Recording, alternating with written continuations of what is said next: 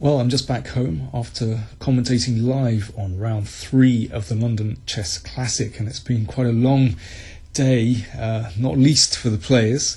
Last game to finish was Viswanathan Anand against Magnus Carlsen, and that was a game where the advantage switched sides a couple of times, and I think both players were relieved at the end to finish with a draw. Another really exciting game today was Alexander Grishuk against Anish Giri. Grishuk did some amazing preparation, over 20 moves deep, and well, at one moment he thought for an hour and 20 minutes on one move and achieved the winning position, but couldn't quite finish it off. I'm afraid in his time pressure, Anish Giri tricked him into a draw. There were 4 draws today, actually. But there was one decisive result, and we're going to be looking at that game now. Maxime Vachier-Lagrave with the white pieces against Veselin Topalov playing black. Of course, Topalov, he's on -1. He lost against Giri in the first round. And, well, he's always looking for a fight, and today he played the Najdorf. Maxime normally we see him on the black side of this position, so it's interesting to see what he plays here. He played h3. Now, this is not a critical variation against the Najdorf, but it's probably, at the moment, one of the most popular moves at the elite level when playing against the Najdorf. White wants to play g4 and gain his usual space on the king side. There are many ways to react against this. It would be surprising if a little move like h3 was enough to down the Najdorf. Topalov played in the most principled way, advancing the e-pawn. And now there is a kind of threat to play g4 and knight g3, and that's a nice kind of regrouping on the king side, so h5. We've seen this opening on several occasions in my YouTube videos, and I even looked at this in my DVD on the Najdorf variation. I don't think black has any real problems here. I like h5. I think it's very useful and important to prevent g4, and one could argue that maybe it slightly weakens black's king side position, but well, sometimes it can be very useful to advance that pawn, so I don't think it's a problem. Bishop g5 is possible here. We saw that, for example, in Anand against Nakamura a couple of chess classics ago. It's not a bad move, but g3 is very solid. Bringing the bishop to g2, covering d5.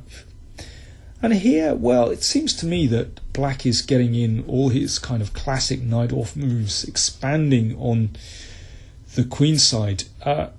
Vachier-Lagrave played knight d5 to try and sort of cut across this plan. And, okay, he's developing, but black doesn't have any serious problems here.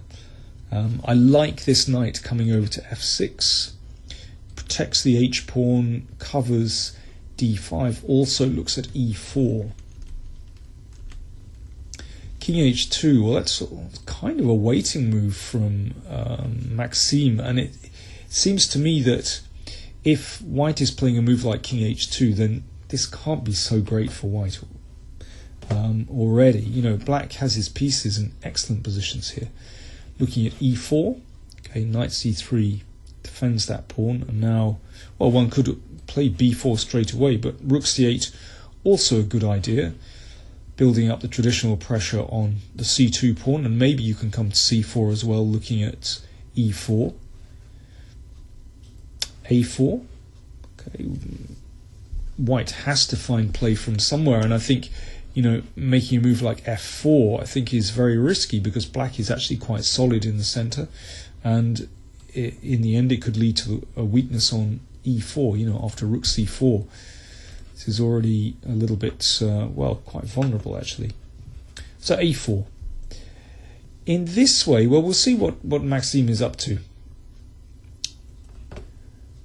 Normally, this kind of structure is quite favourable for black in the Najdorf. You have these 2 pawns that cramp these 3 pawns here. You can see the rook has pressure on c2. Black has a kingside pawn majority, and often you can advance the f pawn and get some attack.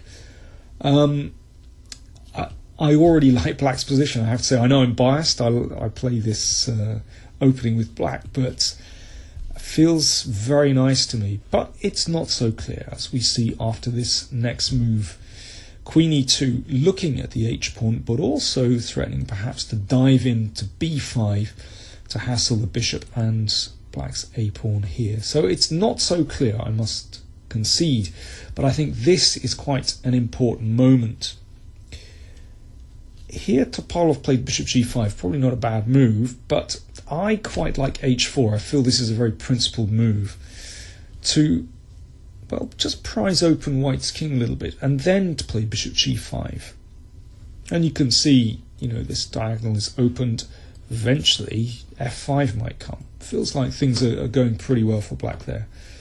But after the game, Maxime said that he intended to play this move, taking on h4. And this is an extraordinary idea, because it wrecks white's pawns. But then just to play rook g1, and looking at moves like this, bishop e4, queen h5, just to throw his pieces at the kingside. And well, if you look at this position with a computer, it's not very impressed by white's quite brutal attack. But in a practical game, this is perhaps not so easy to defend against. In any case, I think this is probably what black should do. It feels like the principal way to go. But instead, Topi played bishop g5. Well, I don't think it's a bad move. It's, of course, very nice to exchange off this slightly poor bishop on e7 for this rather strong bishop on e3. And if, let's say, queen b5 here, attacking bishop and pawn, the bishop nudges back. Okay, you take this pawn.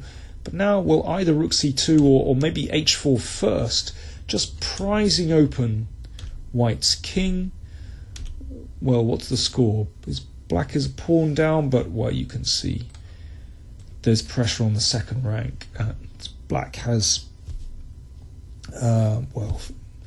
tremendous activity, typical activity for the Najdorf. You can see black's king completely safe, white's king starting to open up a little bit. So, understandably, Vachier-Lagrave played h4, blocking black's h-pawn, nudging the queen back. And here again is a very important moment in the game. Afterwards, Vachier-Lagrave thought that queen e7 was the correct move. And the idea is, well, one is that the bishop is protected.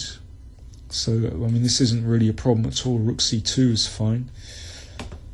But also, after queen takes h5, well, not rook c2 because of bishop e4, threatening something here. And if g6, preventing the mate, then bishop g6. Well, basically, the tactics work in white's favour because that rook is en prise at the end of it. But so not that. But instead of rook c2, simply something like f5. And although black is a pawn down, well, there is, of course, still pressure here. There's perhaps the possibility to play f4, maybe e4. Black has pretty decent compensation here. But instead, Topalov played queen f6 instead of queen e7. So that means that queen h5 simply isn't on in this position, because then rook c2, bishop e4 can be met by g6. That pawn is covered by the queen. So queen h5 not on, but queen b5 was played. You can see in this case the bishop is unprotected. So the queen has to nudge back. And, well, okay, now we have a trade of pawns. White chases that rook. As black is getting this pawn back. And basically in this position, white's king is pretty secure. And his pawn structure has stabilized. Now here, probably black should play rook e2 or rook d2, but instead Topi traded, and things have definitely gone in white's favour by this stage, because this a-pawn is simply very dangerous. Normally you'd hope to get compensation by perhaps advancing this e-pawn here, or maybe the f-pawn, but it's simply not working in this position. That a-pawn is either too fast, or the pawns can be blockaded. So let's see what happened. So e4, Topi desperately wants to play e3 to get some counterplay, but well, let's close that possibility down. And okay, again wants to play this. Well, let's shut that one down. Queen d2, great move, covering all these dark squares, protecting that pawn as well. And now Topalov, running short of time and running short of counterplay, is in huge trouble. Queen c7, looking at the a-pawn and maybe trying to get some counterplay with the queen down here somewhere. Queen b2, excellent move, and what an unpleasant move to face in time pressure.